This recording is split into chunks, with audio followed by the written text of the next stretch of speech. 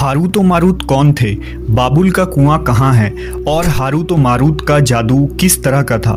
ये वो पुरअसरार सवालात हैं जिनके जवाब तो बहुत हैं और लिखने वालों ने भी बहुत कुछ लिखा है, लेकिन उन किस्से कहानियों में हकीकत को तलाश करना गहरे समुंदर से मोतियां निकालने के बराबर है। हारूत व मारूत के मुतालिक बुनियादी तौर पर दो तरह की रवायतें मिलती हैं, एक वो जो कुरान व हदीस और ताबईन के अक़वाल में मौजूद है और दूसरी वो जो तौरेत व इंजील और इसराइली रिवायतों में आती है, जबकि उन इसराइली रिवायतों को बेशतर उलमा और मुवर्रिखीन ने तायद की है। इस वीडियो में हम उन दोनों तरह की रिवायतों और वाक़यात को मुकम्मल पेश करेंगे।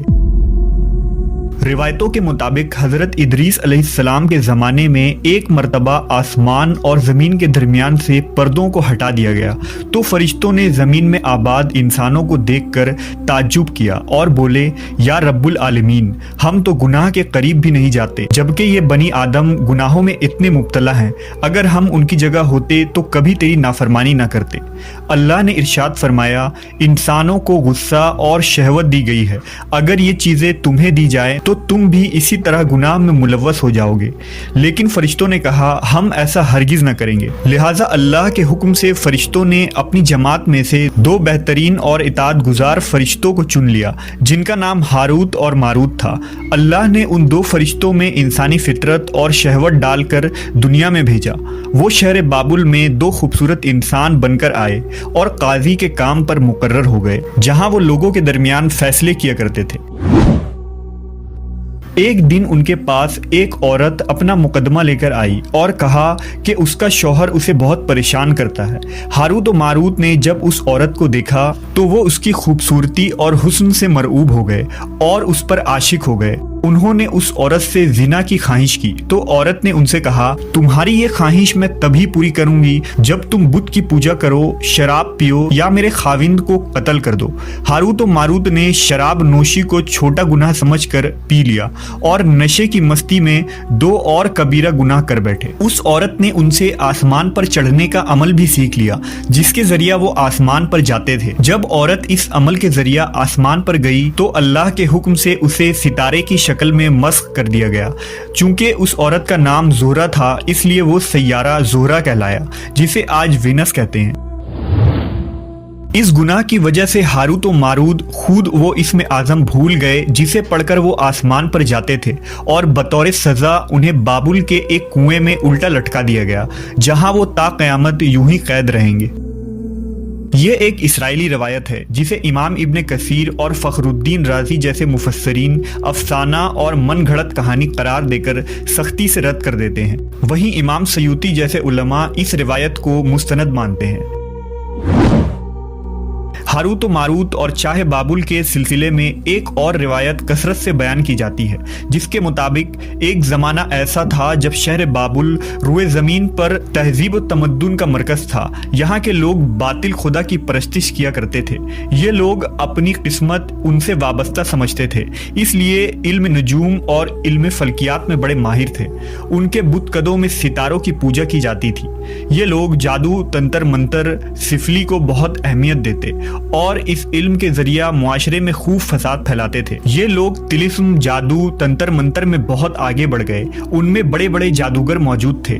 उनकी तारीखी किताबों में जगह जगह जादू और तंत्र मंत्र ही नजर आता है। उनका जादू दूर दूर तक मशहूर था। मुख्तसर ये कि उस शहर का बाशिंदा होना ही जादूगर होने की अलामत थी। जब हज़रत सुलेमान अलैहिस्सलाम की हुकूमत आई तो आपने उन लोगों को इस शिरकिया अमल से रोका और उनकी सहर और जादू की किताबों को एक जगह जमा करके अपनी अजीम कुर्सी के नीचे दफन कर दिया, ताकि इस फितना अंगेज इल्म का जड़ से खात्मा हो जाए। जब सुलेमान अलैहिस्सलाम की वफात हुई तो शैतान ने उन किताबों को दोबारा खोद कर निकाला और लोगों से कहा कि सुलेमान पैगंबर नहीं था, बल्कि उन किताबों के जरिया हुकूमत किया करता था। लिहाजा हवा में उड़ना, जिन्नात पर काबू और सुलेमान अलैहिस्सलाम के गैर मामूली मुआजिज़ात दरअसल जादू और सिफली का अमल था। बनी इसराइल ने उसकी पैरवी की और उन किताबों को पढ़ना शुरू कर दिया। लिहाजा दोबारा ये शर अंगेज इल्म इस कौम में सुरायत कर गई। अल्लाह ने सुलेमान अलैहिस्सलाम पर लगाए गए इल्ज़ाम और तुहमत की नफ़ी करते हुए सूरह बकरा में फरमाया है, اور انہوں نے اس چیز کی پیروی کی جو شیطان سلیمان کی بادشاہت کے وقت پڑھتے تھے، اور سلیمان نے کفر نہیں کیا تھا لیکن شیطانوں نے ہی کفر کیا۔ لوگوں کو جادو سکھاتے تھے، اور اس چیز کی بھی جو شہر بابل میں ہاروت و ماروت دو فرشتوں پر اتارا گیا تھا، اور وہ کسی کو نہ سکھاتے تھے جب تک یہ نہ کہہ دیتے کہ ہم تو صرف آزمائش کے لیے ہیں، تو کافر نہ بن۔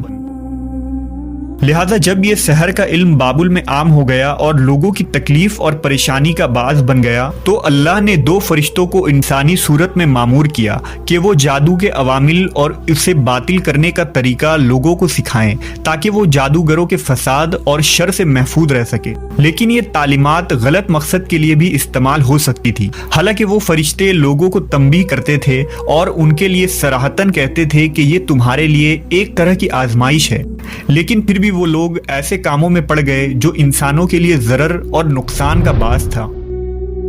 بعض عربی داستانوں میں اس کنویں کا ذکر بھی ملتا ہے جہاں کئی لوگ پہنچے اور ہاروت و ماروت سے ملاقات کر کے جادو کا علم بھی سیکھا، جبکہ بعض مورخین کا کہنا ہے کہ عراق کے شہر حلہ کے قریب ایک کھنڈر میں موجود قدیم کنواں ہے جہاں سے بابل کی سرحد شروع ہوتی تھی۔ یہ اس کنویں کو ہی چاہ بابل قرار دیتے ہیں۔ بہرحال اس واقعے سے یہ سبق ملتا ہے کہ سفلی اور جادو ایک شرکیہ عمل ہے، مگر یہ کہ اس کا استعمال فساد اور شر پسندی کے خاتمے کے لیے کیا جائے۔